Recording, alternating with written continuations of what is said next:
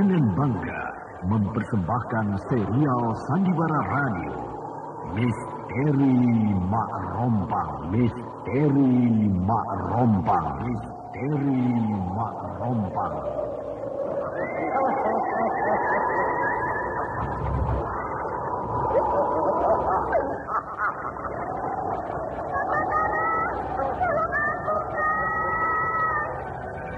Cepat kemari, Wulan.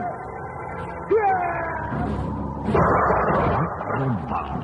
Kisah bangkitnya kembali setiap 200 tahun. Seorang anak manusia yang dapat berganti wajah dan wujud. Terkadang menjadi seorang gadis cantik teramat cantik. Terkadang menjadi seorang nenek tua renta buruk rupa yang selalu menimbulkan prahara dan malapetaka mengerikan bagi umat manusia.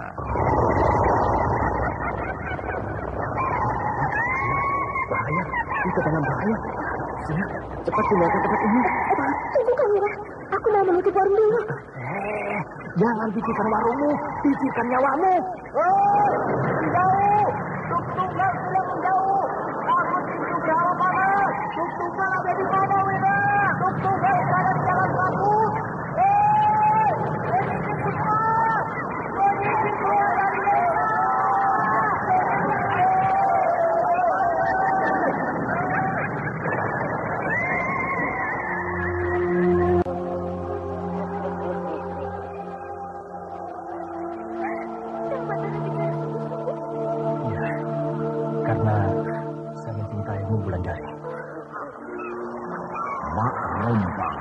Diselingi pula tawa ria penuh canda, serta kisah cinta kasih yang penuh dengan liku-pilu kehidupan dari dua insan manusia. Awas di belakangmu, Wulandari!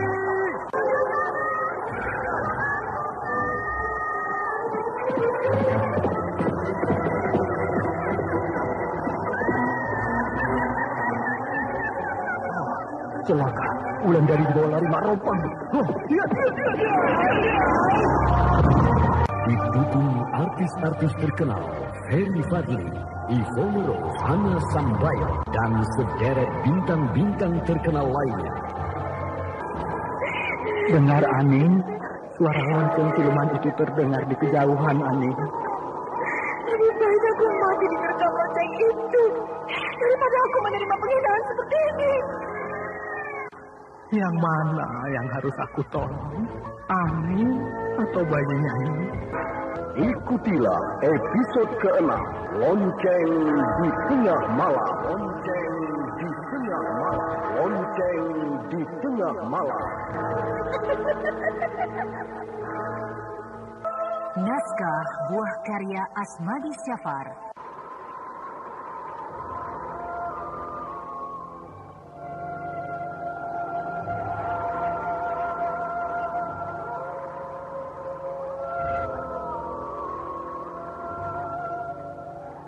Di seri yang ke-25 ini didukung oleh Ferry Fadli sebagai Batara, Ivone Rose sebagai Wulandari, Suryadin Tanjung sebagai Kirabumi, Margaret sebagai Andita, Herman sebagai Tembong, dan pembawa cerita Neni Sumardi. Teknik dan montase Indra Mahendra dengan sutradara Denny Denhas.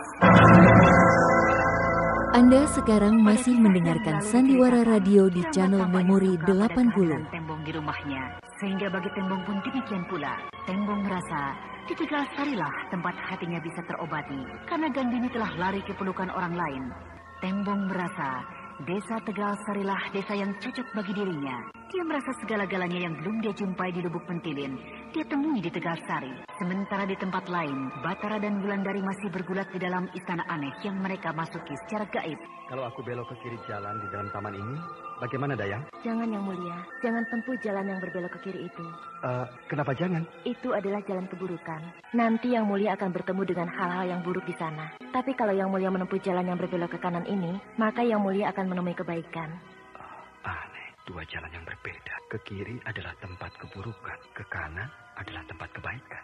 Lebih baik Yang Mulia menempuh jalan ke kanan ini, karena disinilah tempat yang baik-baik dan indah-indah yang akan Yang Mulia temukan. Aku akan mencoba jalan ke kiri. Aku ingin tahu keburukan apa yang akan aku jumpai di sana nanti. Saya harap dengan hormat Yang Mulia berjalanlah ke kanan. Kalau Yang Mulia tempuh jalan ke kiri, maka saya akan kena marah oleh Kanjeng Ratu. Katakan pada Kanjeng Ratumu nanti bahwa saya yang memilih jalan ini, bukan atas kehendakmu. Yang Mulia, kalau Yang Mulia memilih jalan itu, saya tidak berani menemani. Saya hanya bisa sampai di sini saja. Baiklah, aku akan menempuh jalan ini sendiri. Jalan ini makin lama makin sempit dan makin lama makin gelap. Kemana hilangnya cahaya matahari tadi? Hah? Jalan di belakangku tadi sudah tidak ada. Taman di belakangku tadi sudah hilang. Oh, benar-benar aneh. Apakah aku sedang disihir oleh Kanjeng Ratu Nyai Kemuntung itu? Suara itu seperti suara ular berdesis. Mungkin ada ular besar di sekitar tempat ini. Tempat bau amis. Bau bangkai ular mati.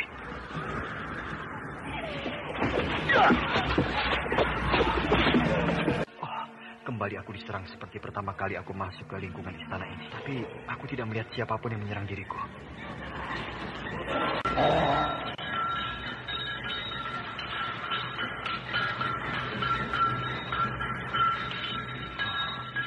Bunyi suara orang menempa besi. Bunyinya ramai berirama.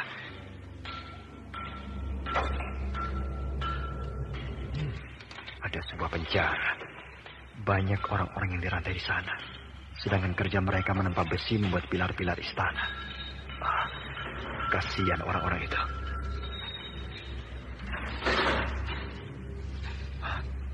Mereka serentak berhenti bekerja. Semuanya memandang padaku. Wajah mereka sangat memelang. Lebih baik aku lepaskan orang-orang ini.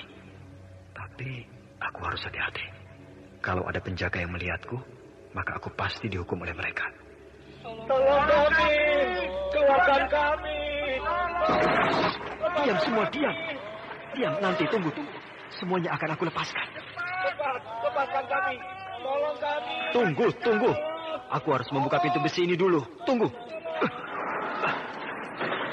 Susah sekali membukanya. Pintunya dikunci dengan kuat. Bukan main. Keras sekali.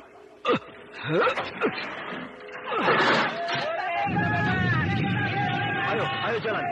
Jangan kalian berdiri diam begitu. Ayo jalan.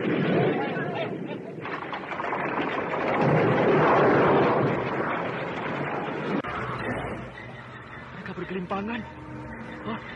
Mereka tiba-tiba sudah menjadi mayat. Tempat apa ini? Lebih baik aku terus saja.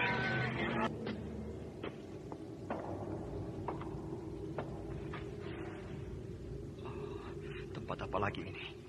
Banyak sekali orang berkumpul. Tapi mereka sudah tidak bisa bicara. Tampaknya mereka sudah tidak punya tenaga untuk bicara. Lebih baik aku tinggalkan tempat ini. Ki, ada suara langkah orang menuju kemari. Mungkin pengawal yang akan datang menghukummu. Biar saja, aku tidak takut. Akan aku hadapi pengawal yang datang ini. Jangan, supaya hukumanmu nanti tidak lebih berat. Sudahlah, nak. Percuma kau melawan. Kau tidak akan bisa bebas dari tempat ini. Aku tidak peduli. Yang penting akan aku hadapi setiap yang datang kemari. Sehingga mereka tidak berani menghukumku. Nah, pengawal itu sudah semakin dekat. Cepatlah, duduk di sini. Rasanya aku tidak perlu lagi hidup, Ki. Lebih baik aku lawan mereka. Kalau mereka mau menghukumku, itu terserah mereka. Ya, terserahmu lah. Pengawal itu berhenti. Mungkin dia tahu bahwa aku sudah siap untuk menyerahnya. Wulan? Kang Batara? Kau ada di sini? Iya, aku terjebak masuk kemari, Kang. Dan itu, bukankah itu kakek yang aku temui di bawah pohon kelapa dulu? Iya. Iya, akulah laki-laki yang kau temui dulu. Mari cepat kita keluar. Tempat ini berbahaya. Awas, pintu ini akan aku buka. Iya. Pintu ini keras sekali. Pintu ini terbuat dari besi yang kokoh. Kau lihat cara pintu ini dikunci, Wulan? Iya. Nah, kau akan dapat membuka pintu ini dengan ilmu 10 jari dewamu. Apakah bisa begitu? Bisa, cobalah. Iya, akan aku coba. Iya.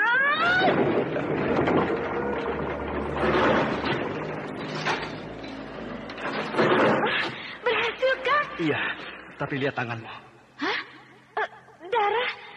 Tanganku penuh darah kan? Seperti aku menghantam tubuh manusia. Memang jeruji besi itu dibuat dari tulang-tulang dan tubuh manusia, nak. Kenapa Aki tidak bilang dari dulu?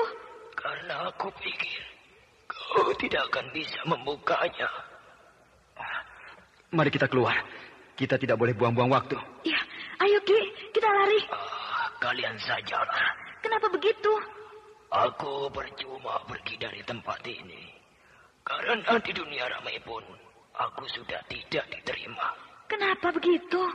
Karena orang-orang di dunia sana mengatakan bahwa aku sudah bunuh diri 100 tahun yang lalu.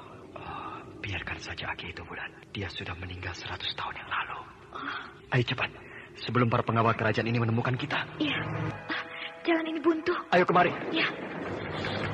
Oh, jalan ini juga buntu. Kita tidak bisa lari kemana-mana.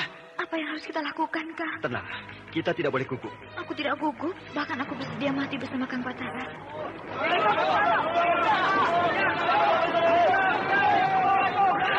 Para pengawal istana ini sudah mengetahui pelarian kita, kan? Iya. Boleh aku pegang tangan Kang Batara kuat-kuat? Kau takut? Sedikit. Peganglah, lebih kuat pun tidak apa-apa. Tangan Kang Batara hangat. Sepertinya Kang Batara tidak pernah merasakan takut. Oh, mereka mengetahui tempat kita. Kalau mereka datang, kita hadapi bersama-sama. Aku sudah siap-siap hati. Mereka banyak. Sekarang kita akan uji ilmu yang telah kita pelajari dari guru kita masing-masing.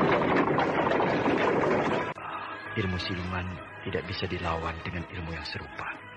Aku kenal dengan makhluk halus yang ramah. Apakah dia mau membantu aku dalam hal seperti ini? Akan aku coba. Kang Batara sedang bersemedi? Iya, aku akan bersemedi sebentar. Kirabumi! Kirabumi! Anda sekarang masih mendengarkan Sandiwara Radio di channel Memori 80. Kenapa Rama terkejut? Adakah orang yang menyebut nama Rama? Rama Rabumi? Iya, Andita. Ada yang memanggil namaku. Kirabumi! Kirabumi!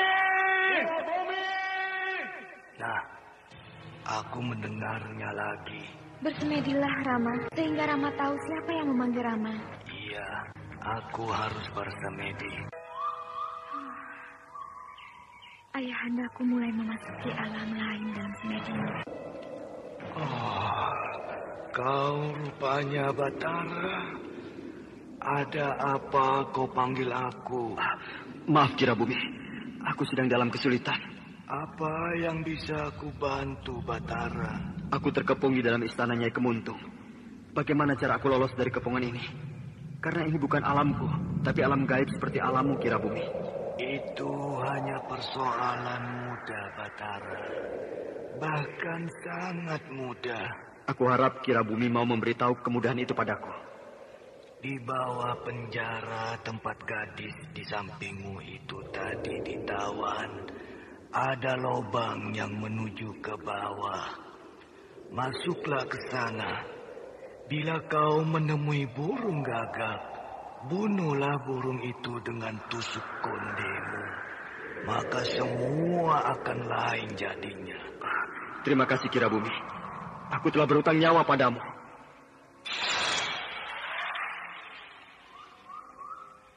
Ayahandaku sudah selesai bersemedi. Siapa yang Rama lihat di dalam semedi, Rama? Batara. Hah? Kang Batara? Di mana dia, Rama? Dia sedang terkurung di dalam istana Nyai Kemuntung. Siluman jahat itu? Kenapa dia tidak bunuh saja burung gagak yang ada dekat mayat siluman itu? Sudah aku beritahukan. Bagus kalau begitu. Kalau tidak, aku akan pergi ke sana menolong Kang Batara. Tidak usah, Andita. Batara bisa menolong dirinya sendiri. Semoga Kang Batara bisa lolos dari sana. Kau lihat siapa yang lewat itu, Andita? Iya, seorang pemuda yang sedang tersesat di dalam hutan ini. Kau tahu siapa dia? Tidak, Rama. Dia dari desa Tegalsari. Dia adalah sahabat Batara. Hah? Kalau begitu, aku akan menampakkan diri. Akan aku tunjukkan kepadanya jalan keluar dari hutan ini, Rama. Jangan. Dia tidak seperti Batara. Nanti dia takut melihatmu. Tapi kasihan, Rama. Dia tidak akan bisa keluar dari hutan ini bila tidak kita tolong. Karena dia sudah jauh masuk ke dalam hutan yang tidak pernah dijamah oleh manusia. Cobalah. Tapi jangan sampai dia takut. Baik, Rama tahu siapa nama pemuda itu? Namanya Tembong. Walau agak bodoh, tapi hatinya baik. Akan aku dekati dia, Rama. Celaka. Tambah aku berjalan, tambah jauh aku masuk ke dalam hutan ini. Nah, kini aku sampai pada batu-batu yang sudah ditumbuhi lumut. Berarti tempat ini tidak pernah dijamah manusia. Semua pohon berlumut, semua dahan kayu berlumut. Aneh. Kasihan Kirambat dan Ani. Pasti mereka menunggu-nunggu aku. Tembong masih berkeliling-keliling di hutan itu. Dia merasa heran melihat lumut tumbuh di mana-mana. Padahal kalau Tembong tahu, itulah kampung Kirabumi dan anaknya Andita. Lumut-lumut itu sebenarnya membelit rumah-rumah makhluk halus itu, sehingga tidak akan bisa dilihat dengan mata biasa. Hanya mata orang-orang yang berilmu tinggi sajalah yang dapat melihatnya. Ini sudah berlumut. Batu-batu ini ditumbuhi lumut. Jadi bingung. Makin masuk aku ke dalam, makin banyak lumut yang tumbuh menutupi batu dan pohon-pohon di sekitar ini. Kalau aku tidak bisa keluar dari sini, bagaimana ya? Hutan ini semakin lebat. Kalau saja aku tidak bisa menemukan jalan keluar. Andai saja ada orang yang bisa menolongku keluar dari hutan ini, maka aku mau menjadi budaknya seumur hidup. Aku mendengar suara orang bicara di sebelah sana. Hei! Siapa di sana? Tidak ada jawaban. Berarti tidak ada orang di sebelah sana. Nah, aku mendengar lagi suara-suara orang bicara. Hei! Siapa di sana? Hei! Kalau saja Batara ada, pasti dia punya akal untuk bisa lolos dari kepungan hutan ini. Sudah kau lihat, Andita. Pemuda itu melihat rumah kita ini adalah pohon-pohon yang ditumbuhi lumut. Sedangkan batu-batu di halaman rumah yang sering tempat kita duduk juga dianggapnya sudah berlumut. Kasihan, Rama. Pemuda itu sudah putus asa. Kau dengar tadi, Andita, pemuda itu bersumpah. Iya, kalau saja ada orang yang bisa menyelamatkannya keluar dari hutan ini, maka dia mau jadi budak orang itu seumur hidup. Berarti dia bisa jadi budak kita ya, Rama? Iya, tapi buat apa oleh kita? Tidak ada gunanya juga dia hidup di lingkungan kita. Untung hanya kita yang mendengarnya bersumpah. Kalau saja kaum kita yang berada di puncak gunung itu yang mendengarnya, maka pasti dia akan jadi budak mereka. Itulah, tidak baik bersumpah. Berat akibatnya. Hei! Siapa di sana? Andita, dia kembali mendengar kita bicara. Sehingga dia menyangka ada orang yang bicara di sebelah sana. Kenapa bisa begitu ya, Rama? Itulah, dunia kita berbeda dengan dunia mereka. Dunia mereka lebih terbatas dari dunia kita, sehingga mereka juga hanya bisa melihat dengan terbatas. Hanya manusia-manusia tertentu saja dari mereka yang bisa menembus alam dan dunia kita. Rama, apakah Kang Batara bisa menembus dunia kita? Lagi-lagi kau bicara tentang Batara. Rupanya memang cintamu terhadapnya sudah sangat dalam, anakku. Sayang, dia bukan dari golongan kita. Andai Kang Batara dari golongan kita, bagaimana Rama? Pasti seluruh kaum kita memperebutkannya. Hah? Kenapa begitu Rama? Dia manusia yang istimewa, gagah, berkepandaian tinggi, dan baik budi. Dan bahkan pada suatu saat dia akan bisa menembus dunia kita. Sehingga dia bisa leluasa masuk ke alam kita ini. Andai saja Kang Batara di dalam dunia kita, maka aku tidak akan seperti ini menahan rindu. Sudahlah anakku. Lihatlah, pemuda itu sudah sangat putus asa.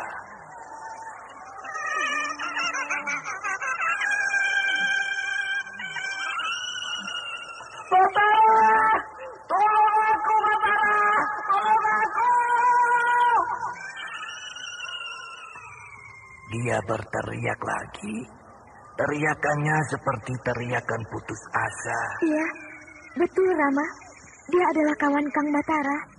Kalau aku tolong bagaimana? Kau mau menolongnya? Iya, kalau aku menolongnya, maka aku sudah berbakti pada Kang Batara. Tolonglah, tapi jangan sampai dia terkejut dan takut melihatmu. Iya, aku pergi Rama. Sejahtera selalu untukmu, anakku. Apa boleh buat? Rupanya aku harus mati di dalam hutan yang lebat ini. Ya, rupanya beginilah akhir dari hidupku. Rupanya beginilah cara aku menempuh kematian. Tapi tidak apa-apa. Aku masuk hutan mencari kayu bakar yang akan digunakan oleh Kirambat dan Aning. Berarti aku mati untuk keperluan orang lain. Berarti aku mati dalam berbakti pada orang lain. Aku mendengar gemerisik daun-daun. Mungkin babi hutan. Siapa ini? Manusia atau bidadarikah dia? Saya sama seperti Kisanak. Jadi Kisanak juga manusia seperti aku? Iya, kita sama-sama manusia. Jangan takut. Cantiknya. Aku baru melihat wanita secantik dia. Cantiknya bisa menandingi kecantikan Wulandari. Dari mana Kisanak? Ini dari mencari jantung pisang untuk dimasak di rumahku. Oh ya? Berarti Kisanak tahu jalan pulang ke rumah Kisanak? Tahu? Kisanak mau kemana? Maaf, saya sedang tersesat di dalam hutan ini. Boleh saya ikut Kisanak? Boleh, ayo. Terima kasih Kisanak. Dengan perasaan yang sangat gembira, Tembong mengikuti Andita dari belakang. Di dalam hati pemuda itu, tidak henti-hentinya dia berdecak kagum melihat kesempurnaan kecantikan perempuan itu. Sementara Andita berpura-pura tidak tahu. Ketika sudah sampai di tempat semula, Tembong tersesat, maka Andita berhenti berjalan. Kemana lagi kita? Kenapa kita berhenti di sini? Ini jalan ke dusun itu kan? Iya. Tadi saya berjalan di sini. Ya. Jadi sekarang Kisanak sudah ingat kembali jalan pulang ke kampung Kisanak? Sudah. Terima kasih Kisanak. Kita berpisah di sini. Saya mau ke sana. Iya.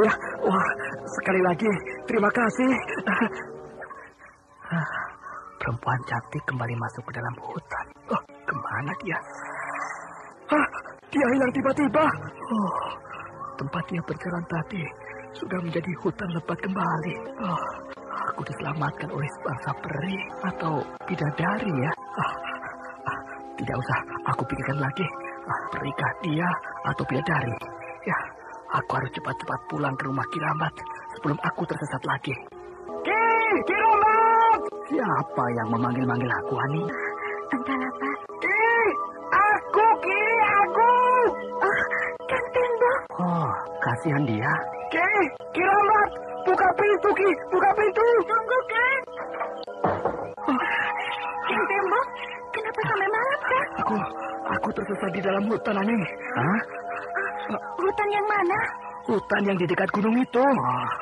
Pasti kamu jalan di dekat air terjun ya? Lebih ke atas lagi, Kirambat. Itu hutan angker, Tembong. Orang sering hilang di sana. Apalagi kalau kita terus naik ke gunung itu. Di sana lebih angker lagi. Lalu, bagaimana Kang Tembong bisa kembali ke rumah ini? Kau pasti bertemu dengan gadis cantik di dalam hutan ini. Iya, betul Ki, betul. Dan dia yang menunjukkan jalan keluar hutan itu padamu? Iya Ki, iya. Tembong, nasibmu masih bagus. Kalau saja kamu bertemu dengan yang lain, maka kamu akan hilang untuk selama-lamanya. Jadi, Ki Rambat tahu dengan gadis itu? Aku pernah mendengar cerita dari orang-orang yang tersesat di sana, Tembong. Tapi gadis cantik itu memang baik. Biasanya muncul berdua dengan laki-laki separuh baya. Kenapa aku tidak bertemu dengan laki-laki itu juga ya? Mungkin kamu akan takut, Tembong, kalau bertemu dengan dia. Itu sebabnya yang muncul hanya gadis cantik itu. Jadi, aku telah bertemu dengan peri penghuni hutan itu. Tapi, maaf, aku tidak bisa bawa kayu bakar pulang. Tidak apa-apa, Kang Tembong. Kang Tembong sudah selamat pun, kami sangat gembira. Mari Wulandari, kita harus kembali ke dalam penjara tempatmu ditawan tadi. Kembali ke sana, Kang? Buat apa? Di sana jalan yang harus kita tempuh. Kang Batara tahu? Iya. Kakek itu sudah mati. Kita harus mencari lubang yang menuju ke bawah lantai ini. Ini, di sini. Ayo, kita masuk. Nanti kita terkurung di sana. Kejar perang! Ayo, cepat, cepat. Iya. Di sini, Kang Batara. Kau turun cepat, ayo. Ayo kejar! Ayo, Kang. Injakan kaki Kang Batara ke sebelah kiri. Iya. Hati-hati, tempat ini angker. Kita harus mencari burung gagak di dalam ruangan ini. Kang Batara tahu ada burung gagak di dalam ruangan ini? Tahu. Siapa yang bilang? Dayang istana ini. Biasanya burung gagak itu hinggap di sana, tapi sekarang tidak ada dia. Berarti kau juga tahu ada burung gagak di sini, Wulan? Aku pernah masuk kemari. Nah, itu dia. Kita harus membunuhnya, karena dialah pangkal bencana di dalam istana ini. Dia marah, kan? Dia mengepak-ngepakkan sayapnya. Biar saja. Yang penting kita harus bisa membunuhnya. Dia hinggap terlampau tinggi. Kalau tidak, sudah bisa kita serang dia. Nah, ini di dinding ada tombak. Karena aku tombak burung keparat itu. Tunggu. Ada apa, Wulan? Kita cabut mantra jahat yang diisi di dalam tombak ini. Sudah aku cabut. Dia tahu akan ditombak. Dia terbang berkeliling ruangan ini. Tenang, Wulan. Dia tidak bisa lari. Dia hanya bisa terbang di sekeliling ruangan ini saja. Burung ini besar sekali. Lain dengan burung gagak biasa. Sekali lagi dia merendah di hadapanku. Maka itulah saat yang tepat untuk menombaknya. Hati-hati, Kang. Dia mulai menyerang Kang Batara. Iya, tampaknya paruh burung itu berbisa. Kang!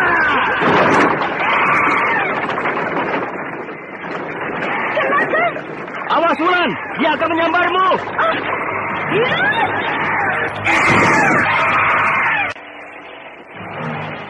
Untung aku cepat melompat. Kalau tidak, pasti mukaku dirobek oleh paruhnya. Mati dia. Tapi sebelum mati, sempat juga dia mengadakan penyerangan. Aduh!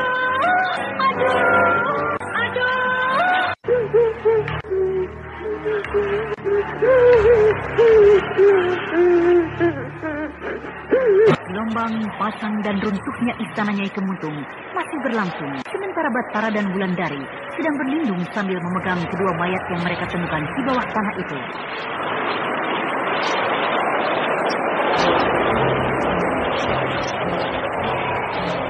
Batara dan Wulandari berhasil menemukan kunci kelemahan istana Nyai Kemuntung, yaitu dengan membunuh burung gagak penjaga istana itu, yang sebenarnya mempunyai kekuatan mak rompang di dalam tubuh burung itu. Ketika burung itu mati, maka terjadilah gempa yang dahsyat. Istana Nyai Kemuntung runtuh, air bah melanda dengan hebat, sehingga Batara dan Wulandari harus bertahan dari bencana itu, supaya tidak hanyut di bawah air bah.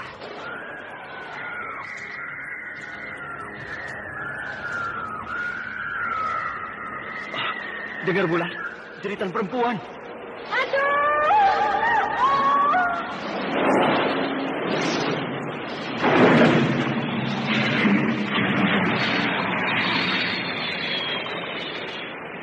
Gempa, terjadi gempa. Karena burung itu sudah kita bunuh. Cepat, Kang. Kita harus selamatkan kedua mayat ini. Iya, kedua mayat ini harus kita bawa sampai ke desa Karangbolo. Wulan, pegang aku kuat-kuat. Iya, Kang. Tahan kedua mayat ini kuat-kuat. Iya.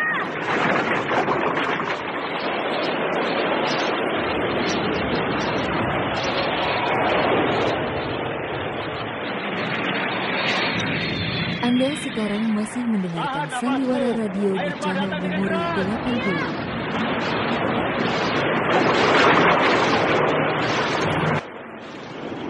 Lihat, Ki Mujur. Air laut di tengah-tengah itu sedang bergelora. Oh, mungkin sedang terjadi sesuatu di dalam laut ini. Air laut itu semakin bergemuruh. Nah, sudah reda gelombang air laut itu. Oh, mungkin sudah reda. Apa yang terjadi di dalam laut ini? Lihat, Ki Mujur. Siapa yang berlari-lari kecil di tepi pantai itu? Hah, Wulandari dan Bataranya. Iya, Wulandari dan Batara.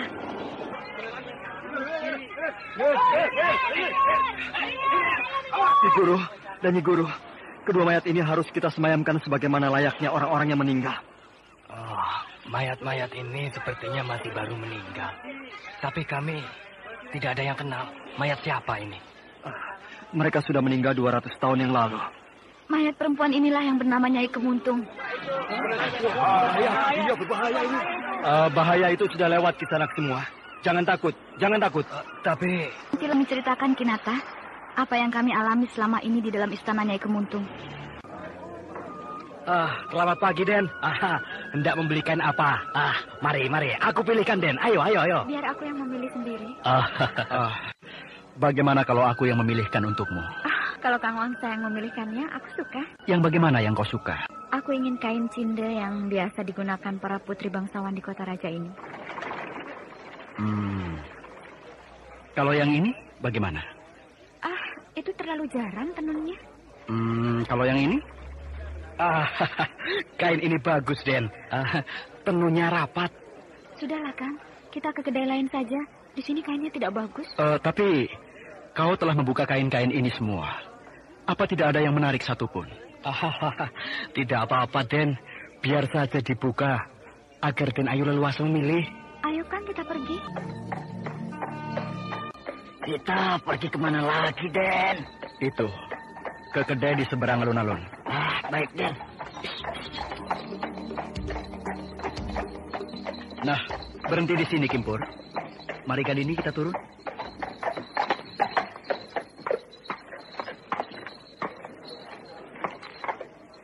Wah, kedai ini walaupun kecil syarat dengan kain-kain yang bagus. Silakan, Den, melihat-lihat. Barangkali ada yang menarik. Kang, aku mau yang itu. Hei, ambilkan kain yang Den Ayu inginkan. Ya. Baik, Den. Aku mau yang ini satu. Bagaimana, Kang Wangsa? Ambillah barang beberapa buah. Setelah itu kita beli barang lain yang kau inginkan. Kami di sini menyediakan barang-barang yang biasa dikenakan para putri bangsawan di kota raja. Apa kau juga menjual subang-subang dan emas atau selendang sutra? Oh, tentu, Den Ayu. Ini lihat. Wah, indah betul yang ini. Nah, pilihlah mana yang kau suka. Silakan pilih, Den Ayu. Wah, barang-barangnya sampai memenuhi kereta. Wah, bagaimana ini, Den? Begini banyak. Sudah, jangan banyak ngomong. Ayo jalankan keretamu. Baik, Den. Setelah ini, kita akan kemana lagi, Kang? Ya, kemana saja yang kau suka. Kita ke tempat tukang penjual cawan di ujung kota raja ini? Bagaimana, Kang? Kita akan ke sana. Kang, kalau lusa aku pulang ke Lubuk Mentilin, bagaimana mungkin aku membawa barang sebanyak ini? Kau tidak usah takut. Biar Kimpur yang akan mengantarkannya. Terima kasih, Kang Wangsa. Gadis secantik kau, jangan terlalu sering bekerja keras. Nanti kulitmu rusak. Kang Wangsa terlalu memanjakan. Aku terbiasa bekerja, bahkan memacu kuda dengan kencang pun aku bisa. Iya, kau memang gadis yang luar biasa, Kandini. Aku benar-benar menyukaimu. Bila kau tiba di Lubuk Mentilin, sampaikan salamku untuk Kilurah. Dan jangan lupa ya, berikan bingkisan ini untuk ibumu. Dari aku, Raden Wangsa Dirja. Wah, apa ini, Kang? Ya, biar ibumu yang membukanya. Pasti ia akan menyukainya. Aku terlalu merepotkan Akang hari ini. Kalau untukmu, apapun akan kuberikan. Kilurah, lihat siapa yang datang. Dari kereta kudanya, terlihat bahwa di dalamnya pasti seorang bangsawan. Coba kau datangi dia, Wista. Oh, kau rupanya Gandini. Ki Lurah telah menunggumu. Ki Lurah, aku telah pulang. Lihat apa yang aku bawa. Bingkisan sebanyak itu. Wah, kau habis berbelanja di mana, Gandini? Bukan aku yang berbelanja, Ki. Tapi Raden Wangsadirja yang membelikannya untukku. Sebanyak ini? Wangsadirja tahu benar cara membuatku bangga. Dan ia tidak segan-segan mengeluarkan uangnya untuk menyenangkan putriku. Ki Lurah, kenapa Ki Lurah diam? Ki Lurah tidak suka ya? Aku suka sekali. Apa semua ini kau yang memintanya, Gandini? Benar, Ki Lurah. Wah, bukan main Raden Wangsadirja itu. Ki Lurah tidak sia-sia memperoleh menantu seperti dia. Tentu, Wista. Aku ingin kelak yang menjadi suami anakku adalah orang yang sepadan dengan kami. Kalau tidak, mana sanggup ia membelikan bingkisan sebanyak ini. Aku sekarang harus ke rumah Ki Lurah. Aku ingin tahu sebanyak apa bingkisan yang diberikan Raden Wangsadirja pada Gandini. Apa benar sekreta seperti yang dibicarakan orang? Kalau benar Gandini mendapatkan bingkisan sebanyak itu, pasti ia jadi menikah. Sial, kedudukanku bisa terancam. Bisa-bisa Raden Wangsadirja menceritakan siapa aku sebenarnya pada Gandini. Aduh, maka habislah aku. Sebaiknya aku pergi sekarang.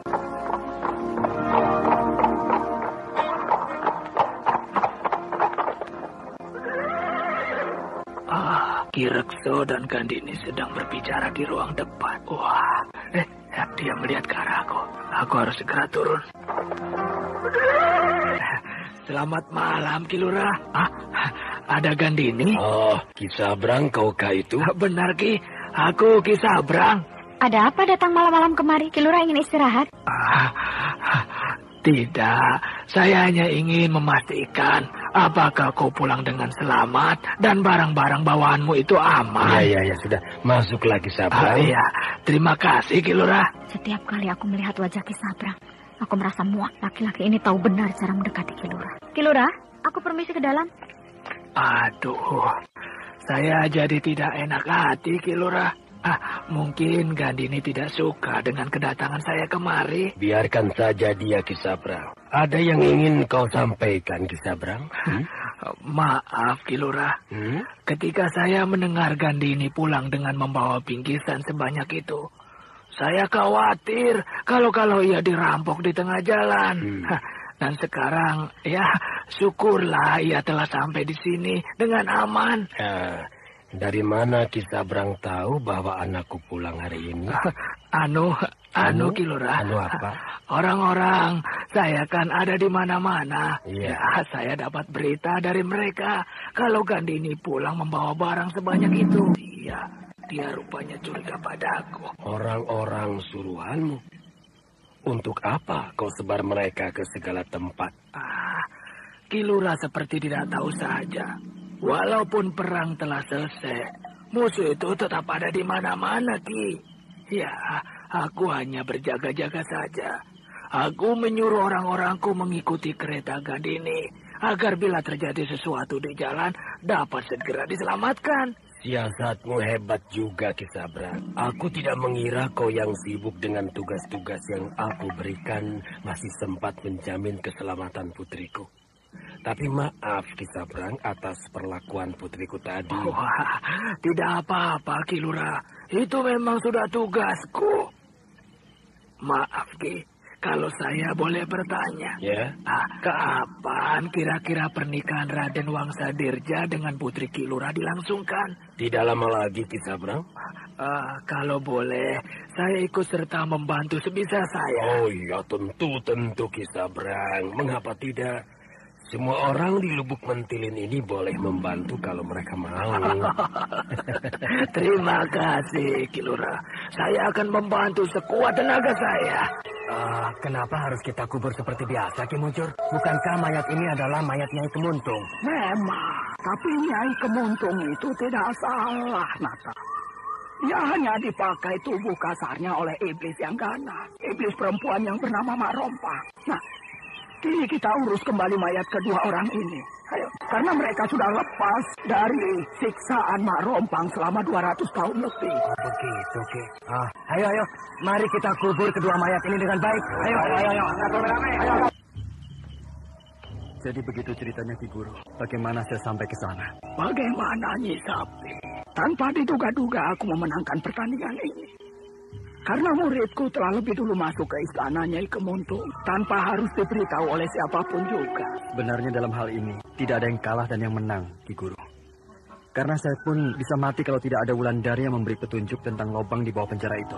Ya, sudahlah. Memang pertandingan ini bukan aku adakan untukmu, Batara. Tapi ini hanya pertandingan dua orang yang sudah jompo.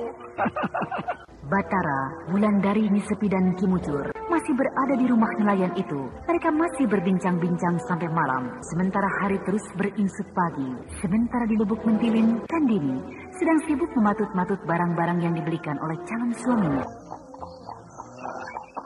Urusan ini harus segera diselesaikan. Kalau tidak, mereka akan menyingkirkan aku.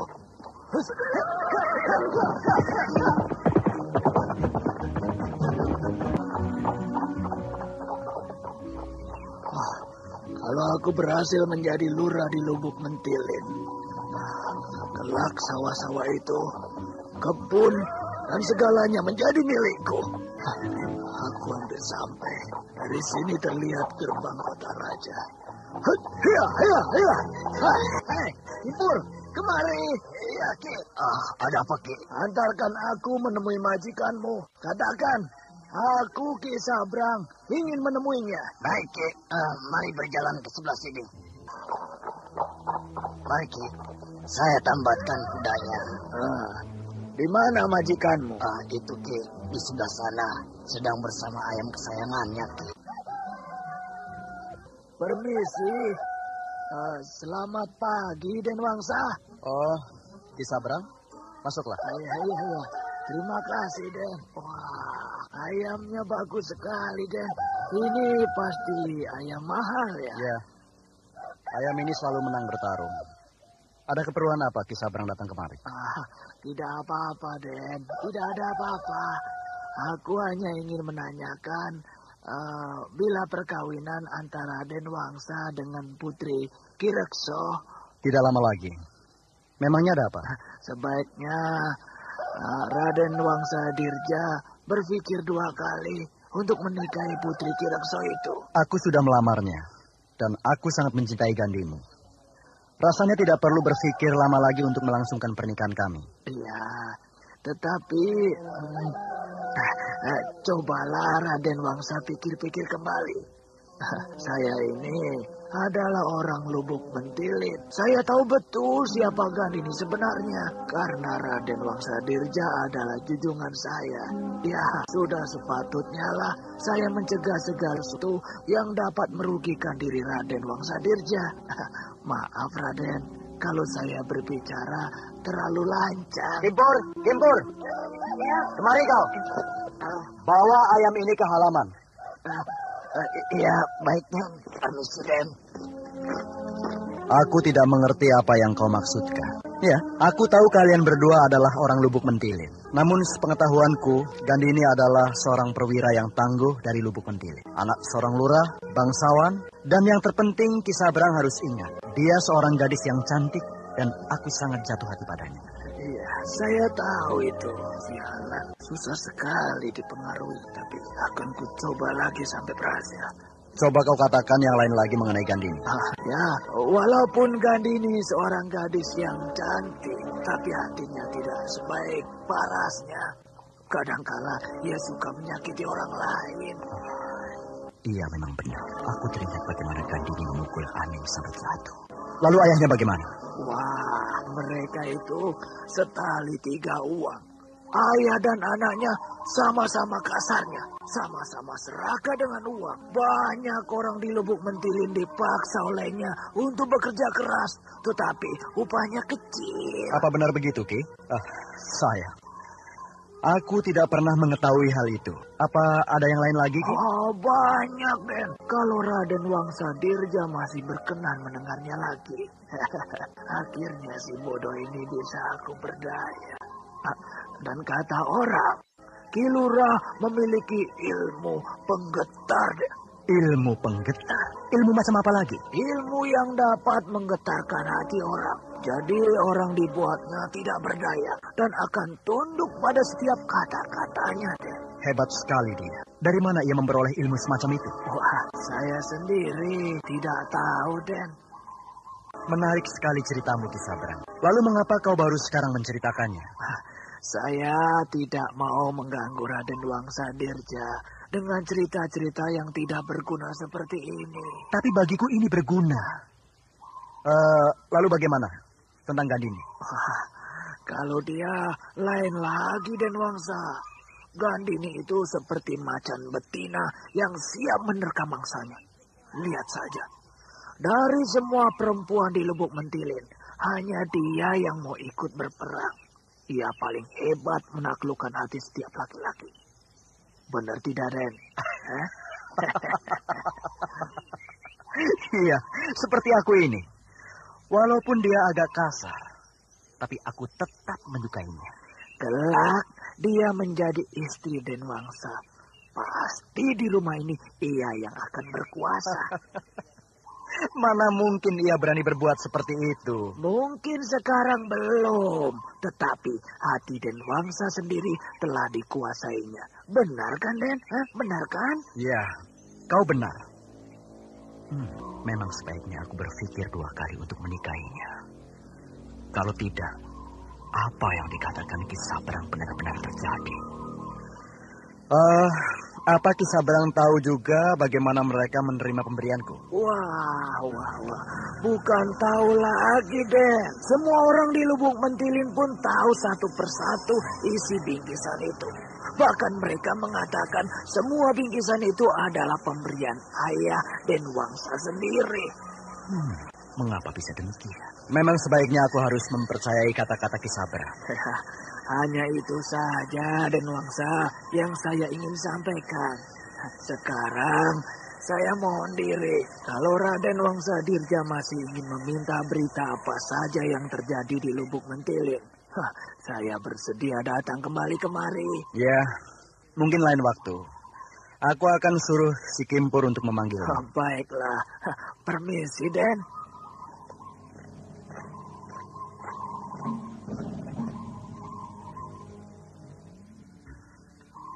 Ada baiknya aku ingat kata-kata Ki Sabrang. Kimpur? Iya, Den. Kemari kau. Iya, Den. Ada apa, Den Wangsa? Besok kau tidak usah menjemput Den Ayu ke Lubuk Mentilin. Tidak usah, Den. Tapi Den Wangsa kan sudah berjanji akan menjemput Den Ayu. Lain waktu saja kita jemput dia. Sudah, pergi sana. Baik, Den. Permisi. Aduh, sudah siang begini, tapi kereta Kang Wangsa belum. Kemana mereka? Pada berhias dari tadi pagi. Akhirnya mereka datang. Tapi siapa yang datang itu? Sial, kereta kuda yang lain yang lewat. Selamat pagi, Gandini. Apa Ki Lurah ada di rumah? Kau lihat kereta kudanya ada atau tidak? Siapa itu, Gandini? Saya, Ki Lurah, Wista. Kau masuklah. Kau belum juga dijemput oleh Raden Wangsa, Gandini? Entahlah. Selamat pagi, Ki Lurah. Ada yang ingin saya sampaikan. Tentang apa, Wista?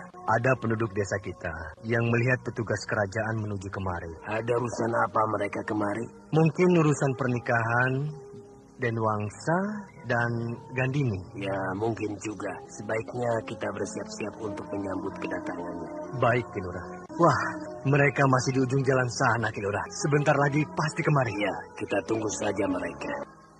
Permisi, Ki. Apa benar di sini rumah Ki Lurah? Ya, benar. Silahkan masuk.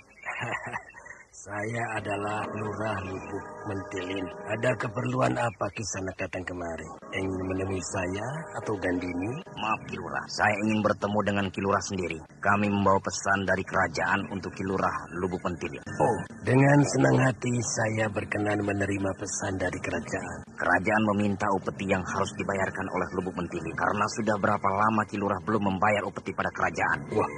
Kami mohon maaf, belum dapat membayarkan mengantarkan upeti kami kepada kerajaan. Setelah peperangan di desa kami kekurangan bahan makanan, ya sehingga kami harus membenahi panen yang gagal. Tapi Ki Lurah telah lama tidak membayar upeti dan sekarang saatnya. Tapi dengan apa kami harus membayar upeti? Kami tidak mau tahu. Yang penting upeti diserahkan sekarang. Kalau tidak, kerajaan akan menganggap Lubuk Mentiling ini tidak setia lagi pada kerajaan.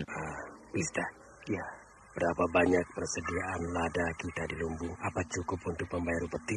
Ya, tidak cukup, Ki Lurah. Kita kan belum panen lagi.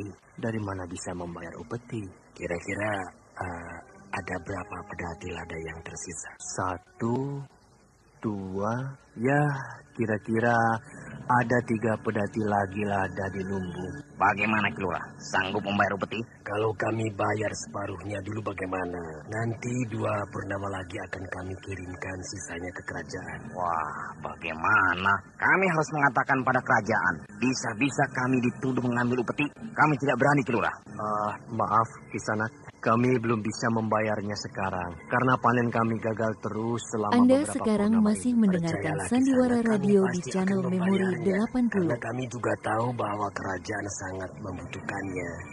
Baiklah Ki Lurah. Tapi Ki Lurah harus mengantarkan upeti itu ke kerajaan. Kami hanya bisa memberi waktu selama 2 purnama. Terima kasih banyak Kisanak atas pengertiannya. Kami adalah rakyat Lubuk Mentilin yang setia pada kerajaan. Dan kami akan memegang janji bahwa 2 purnama kemudian upeti kami antarkan pada kerajaan. Baiklah, kami mohon diri Ki Lurah. Masih banyak yang harus kami selesaikan hari ini. Terima kasih. Hormat kami untuk kerajaan. Ki Lurah, apa mungkin dalam 2 purnama ini kita dapat membayar upeti? Sedangkan sekarang saja panen belum dapat diambil hasilnya. Tenang, Wista. Aku tahu jalan keluarnya. Maksud Ki Lurah bagaimana? Kau kan tahu Raden Wangsadirja akan menjadi calon menantuku. Kita minta tolong padanya untuk membayarkan upeti. Pasti ia bersedia. Apalagi aku yang memintanya. Apa mungkin dia mau memberinya? Seandainya Raden Wangsadirja menolak, kita bisa dilaporkan pada kerajaan. Jangan khawatir, Yusta. Pasti ia bersedia. Kita lihat saja nanti. Kau tidak pergi bersama Raden Wangsadirja. Biasanya Ki Kimpur datang menjemputmu. Entahlah, aku tidak memikirkan. Apa yang terjadi denganmu? Mengapa kau berubah pikiran padanya? Sebelumnya, Raden Wangsadirja berjanji akan mengajakku berjalan-jalan. Tapi hingga sekarang ia tidak datang menjemput. Mungkin ia sibuk dan tidak sempat menjemputmu. Besok pasti ia datang. Engkau tidak boleh selalu cepat marah. Bisa-bisa Raden Wangsa berbalik membencimu. Tetapi mengapa ia tidak memberi kabar? Bisa saja ia menyuruh si Kimpur untuk datang kemari. Jadi aku tidak menunggu-nunggu seperti ini. Ya sudahlah, jangan terlalu diambil hati. Besok hari kan masih ada. Sebaiknya engkau pergi tidur saja. Baiklah Ki Lurah. Mengapa Raden Wangsadirja tidak datang hari ini untuk menjemput Gandini? Kasihan anakku, sudah berhias diri yang ditunggu-tunggu tidak datang. Mungkinkah dia sibuk atau... aku jadi berpikiran buruk pada Raden Wangsadirja. Semoga saja rencanaku untuk meminta bantuan padanya dapat terlaksana sehingga aku tidak membebani rakyatku. Permisi Ki Lurah. Masuklah Kimpur. Berita apa yang kau bawa dari Raden Wangsadirja kemari? Saya membawa pesan bahwa Raden Wangsadirja tidak dapat datang kemari dan... Tidak apa-apa. Tetapi bukankah sekarang kau disuruh untuk menjemput anakku Gandini? Dan hari ini Raden Wangsadirja juga tidak bisa mengajak Den Ayu untuk berjalan-jalan karena Den Wangsa ada urusan lain. Saya mohon diri Ki Lurah. Kirekso tidak menduga petugas yang datang bukan untuk membicarakan pernikahan anaknya Gandini, melainkan meminta upeti yang harus dibayarkan pada kerajaan.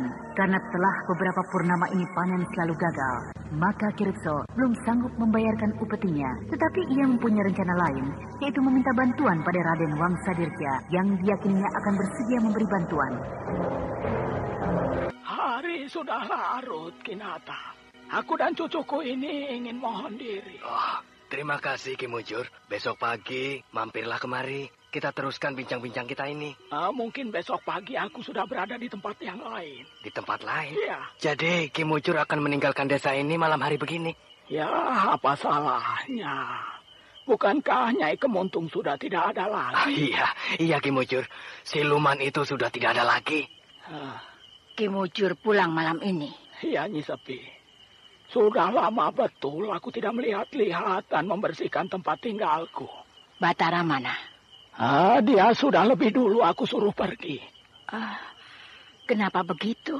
Ya, supaya dia lebih dulu membersihkan tempat tinggalnya, Nyai. Ki Mujur, kau membuat kecewa cucuku.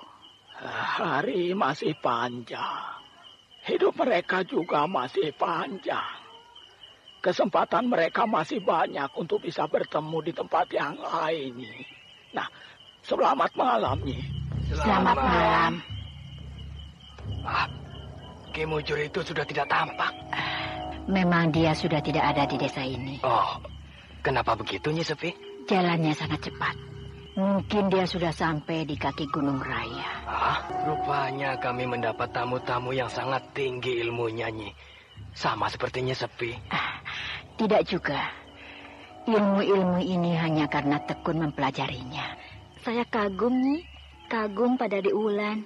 Dia masih muda, tapi sudah berani menghadang bahaya begitu. Jangan dipuji cucuku itu. Nanti dia malah jadi bangga tidak karuan. Kemana dia? Iya ya. Tadi dia ada di sini. Cari dia, Kang. Biar sajalah Angir. Maklum, anak muda tidak bisa menahan gejolak cintanya. Oh, jadi dia menyusul Batara, Nyi? Iya, biarlah mereka adu lari. Karena Batara itu pun jalannya bagai angin cepat. Kang Batara! Kang! Apakah dibiarkan terus aku harus berlari sepanjang malam untuk menyusul Kang Batara? Iya! Kang! Wulan? Dibiarkan aku berlari sepanjang desa ini. Aku bukan membiarkan, tapi aku berjalan di depanmu. Sehingga aku terkejut ketika kau menyusul aku. Kenapa Kang Batara cepat sekali meninggalkan desa ini? Aku takut diusir oleh Nyi Sepi. Diusir? Iya, bukankah dulu Nyi Guru dan kau pergi meninggalkan Lubuk Mentilin? Sehingga aku susah mencarimu. Nah, aku takut kejadian itu terulang lagi. Itu sebabnya aku pergi dari desa ini. Oh, pasti Ki Mujur yang menyuruh Kang Batara pergi, iya kan? Ki Guru, tidak. Aku tidak pernah disuruh siapapun untuk pergi malam ini dari sini. Sudahlah, aku juga mau pergi. Kau mau pergi kemana, Wulan? Tidak tahu harus kemana. Baiklah, aku akan tinggal di desa ini sampai kau... Ya, sampai kau juga meninggalkan desa ini. Tidak usah. Aku akan pergi bersama-sama dengan Nyi Guru. Tidak apa-apa, kan? Tidak usah. Nyi Guru paling tidak suka kalau aku diikuti oleh laki-laki. Wulan! Marah dia. Aneh. Ku dekati, dia pergi. Kalau aku pergi, Wulandari menyusulku. Apakah begini percintaan itu? Sudahlah. Aku ingin pulang ke Lubuk Mentilin. Sudah hampir 2 bulan aku tinggalkan desa itu. Rama, boleh aku keluar dari tempat kita ini? Mau kemana kau, anakku? Siapa tahu orang yang aku tunggu lewat hari ini. Kau punya perasaan begitu? Aku bermimpi Kang Batara sedang dalam perjalanan kemari. Perasaanmu sudah mulai tajam. Menurut Rama bagaimana? Pergilah, kalau memang kau merasakan begitu. Terima kasih, Rama. Kalau kau bertemu dengan Batara, tidak usah kau tuntun dia seperti menuntun temannya yang tersesat dulu. Dia tidak akan pernah cemas berada dimanapun. Iya, Rama. Sudah 4 hari aku berjalan, baru sampai aku di sini. Rasanya hutan yang aku tempuh dulu. Kenapa aku sampai kemari? Padahal aku tidak berniat jalan ke hutan ini. Seperti ada yang membelokkan langkahku kemari. Tapi ini sebuah kebetulan.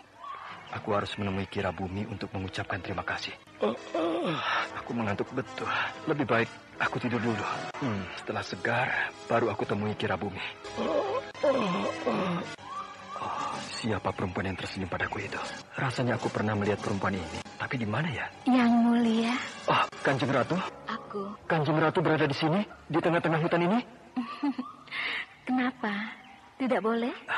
Biasanya bukankah Kanjeng Ratu di dalam istana yang megah? Istanaku sudah hancur. Oh iya, maaf. Istana itu memang sudah hancur. Maafkan, aku terpaksa melakukan itu. Demi keamanan orang banyak. Justru aku yang datang minta maaf atas segala perlakuanku padamu.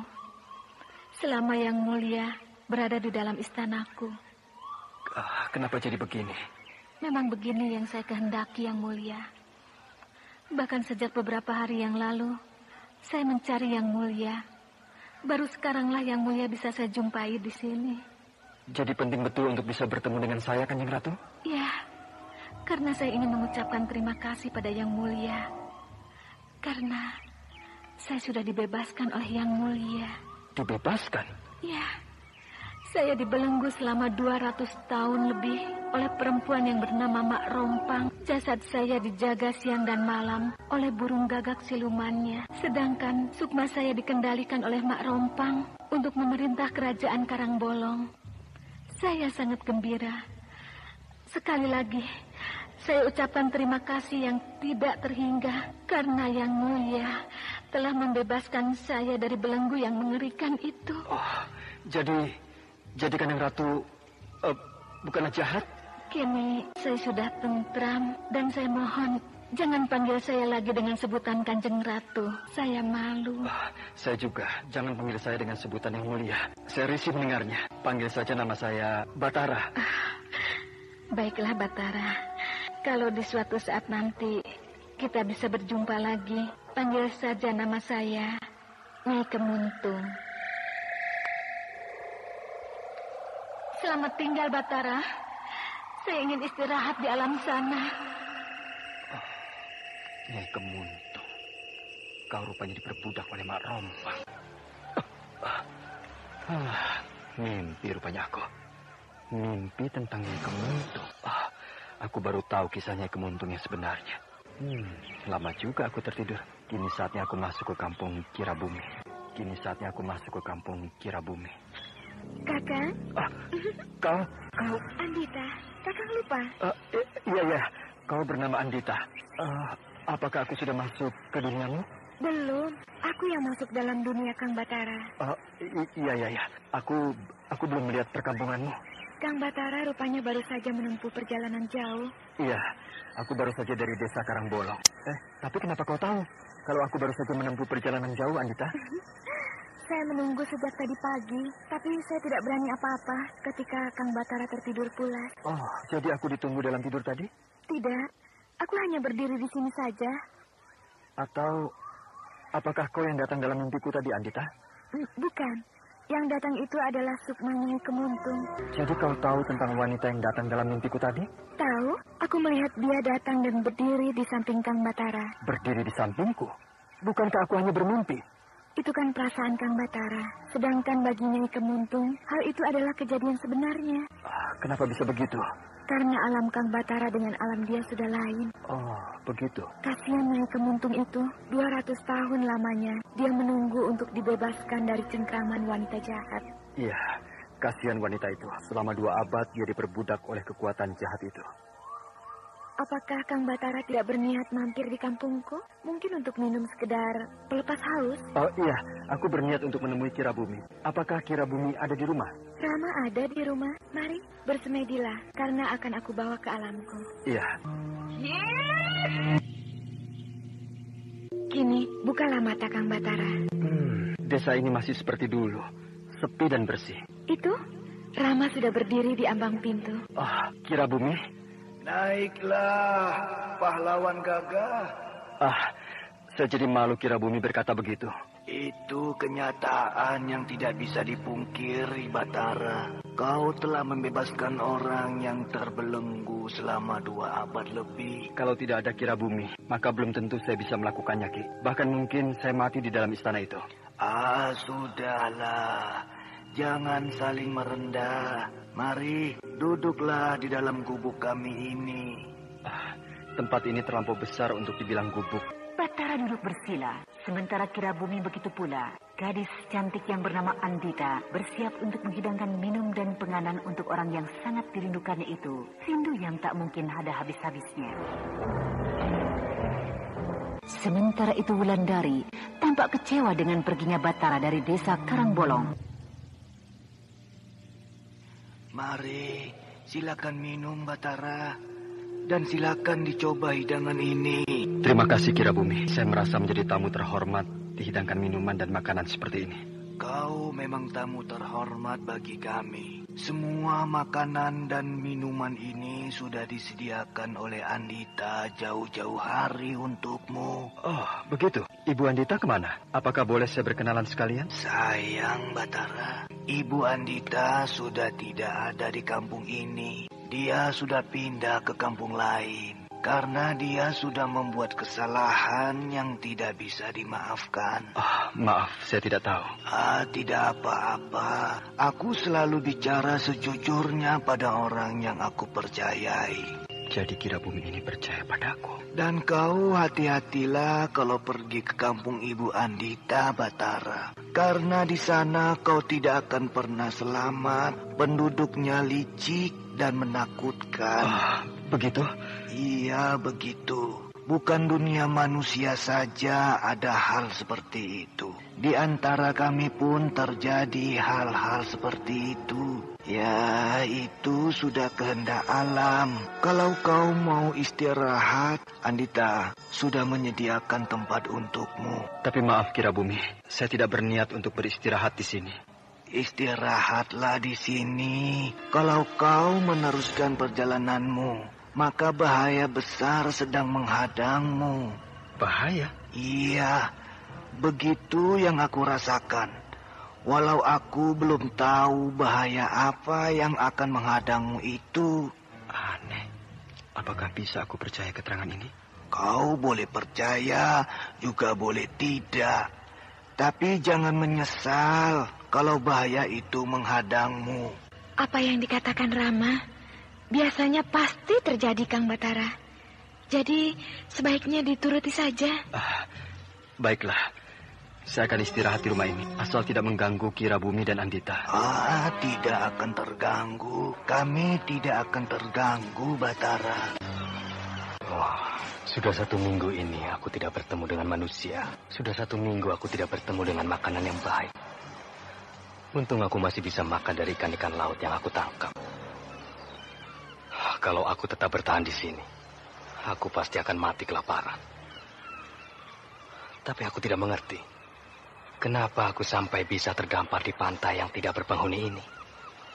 Aku tidak mengerti. Kenapa tiba-tiba aku bisa terlempar keluar dari istana untung itu? Itu ada penunggang kuda memacu kudanya kemari. Ini kesempatanku untuk merampas kudanya. Tapi bagaimana cara aku merebut kuda tunggangan itu? Sedangkan aku sudah tidak punya tenaga lagi untuk berkelahi. Akan aku coba menghajar penunggang kuda itu dengan ranting ini. Semoga sisa tenaga dalamku masih ada. Nah, inilah saatnya. Iya!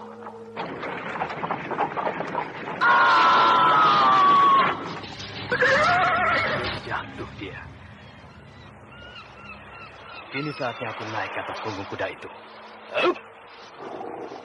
Ya, ya, ya, ya. Berhenti! Pencuri! Pencuri! Pencuri! Pencuri! Pencuri!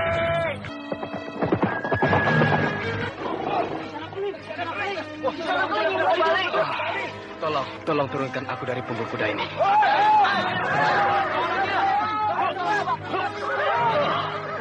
Ki, apa kabar Ki Sonokeling? Baik saja. Mari Ki Sonokeling, mari istirahat di dalam kemah Ki Sonokeling. Iya.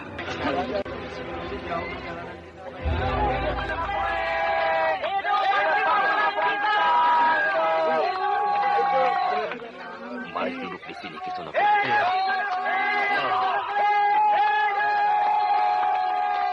Nah, sudahlah. Beri Ki Sonokeling istirahat. Beliau baru saja dari perjalanan jauh. Ayo, 5 perang kita sudah datang. Ayo.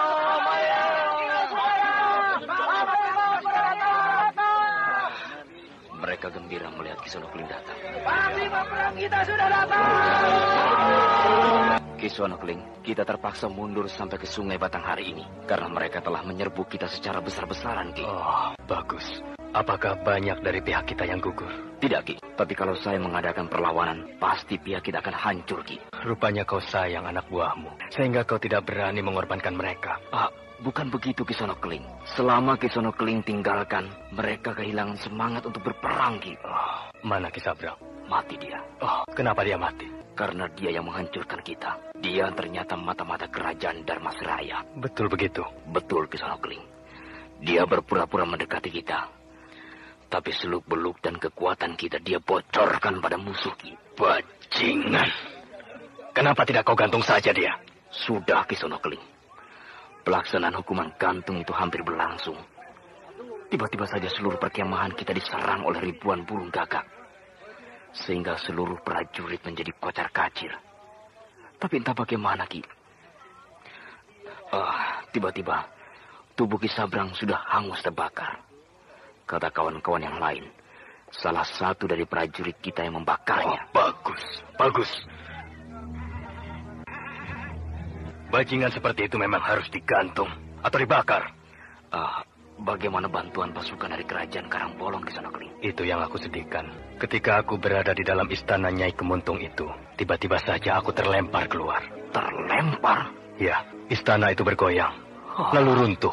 Sehingga entah bagaimana aku sudah berada terdampar di tepi pantai yang sepi berhari-hari. Lalu bagaimana nasib ratu kerajaan itu? Aku tidak tahu lagi, Kunjara. Mungkin seisi istana itu mati terhimpit reruntuhan istana. Apakah terjadi gempa di sana, Ki Sonokling? Entah, aku tidak tahu. Tapi aku bahagia bahwa aku selamat berkat Raja Lindungan yang Maha Agung, berkat kesaktian Raja Kertanegara. Ki Sono, ada apa? Ada berita gembira, Ki Sonokling. Berita apa? Pasukan kita sudah merebut hampir separuh kekuasaan kerajaan ini. Betulkah itu? Betul, Ki Sonokling. Itu sebabnya tidak ada lagi pasukan Dharmasraya yang berani mengejar kita sampai kemari. Karena daerah ini sudah jatuh ke tangan Singosari. Jadi Batanghari ini sudah jatuh ke tangan Singasari? Sudah, Ki, sudah. Rasanya tenagaku kembali pulih, Kunjara. Kesehatanku kembali pulih. Kang Batara, apakah Kang Batara mau menemani aku? Kau mau kemana, Andita? Mau menuruni tebing ini. Ayo. Marilah. Aneh. Tempat apa di bawah tebing ini? Terus, Kang. Jangan berhenti di situ. Terus kemana? Terus ke bawah sana. Ke bawah air terjun itu? Iya. Ayo. Terus. Tidak apa-apa. Tambah turun mendekati air terjun ini, semakin aneh suasananya. Nah, kini kita sudah sampai di sini. Kau sering kemari, Andita? Ini tempat main saya. Padang rumput di tepi air terjun ini bagus sekali. Sedangkan rusa-rusa itu merumput tanpa takut sedikit pun pada kehadiranku di sini. Andita, kenapa rusa-rusa ini tidak takut dengan kehadiran kita di sini? Rusa-rusa inilah sahabat saya setiap hari, Kang. Ayo, kemarilah. Mari, jilat tanganku ini. Rusa-rusa itu menjilat tangan Andita. Sangat jinak binatang-binatang. Anda sekarang masih mendengarkan Sandiwara Radio kita di berhenti channel dulu di Memori sini. 80. Air terjun ini sangat sejuk. Jangan lama-lama, Wulan. Tempat ini agak angker. Kenapa harus takut, Nyi Guru? Kita kan tidak mengganggu penghuni tempat ini. Nyi Guru, lihat. Ada 2 ekor rusa sedang bermain di dekat air terjun ini. Rusa-rusa itu jinak sekali, Andita. Hah? Aku seperti mendengar suara Kang Batara. Andita! Aku mendengar suara Kang Batara. Dia memanggil-manggil nama seseorang. Kakak! Kemari! Di sini lebih sejuk! Kakak! Kemari! Di sini lebih sejuk! Kini aku mendengar suara perempuan. Tapi aku tidak melihat siapa-siapa di sekitar tempat ini. Andita! Aku tidak bisa ke sana! Nyi Guru! Apakah Nyi Guru mendengar suara itu? Sudahlah, Wulan. Jangan hiraukan. Cepatlah kalau kau mau mencuci mukamu. Tapi Nyi, aku mendengar suara Kang Batara. Itu karena kau selalu ingat pada pemuda itu. Sehingga penghuni air terjun ini menggodamu.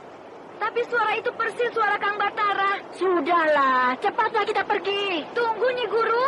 Suara itu terdengar lagi. Aku tidak mau ke sana. Aku di sini saja. Aku di sini saja. Aku juga mendengar suara itu. Suara itu memang persis suara Batara. Bagaimana, Nyi Guru? Betul kan? Iya, betul. Ayolah. Tunggu. Aku mau cuci muka dulu. Wulan! Wulan! Memanggilku.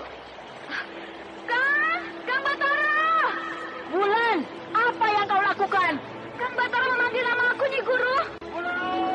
Wulandari masih berdiam di tepi air terjun itu.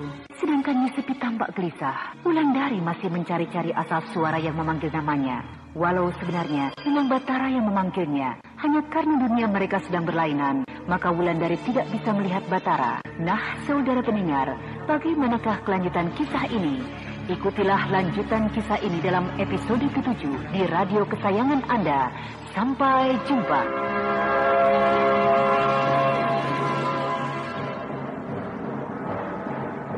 Demikianlah tadi serial Sandiwara Radio Misteri Mak Rompang, episode ke-6, Lonceng di Tengah Malam. Lonceng di Tengah Malam. Lonceng di Tengah Malam.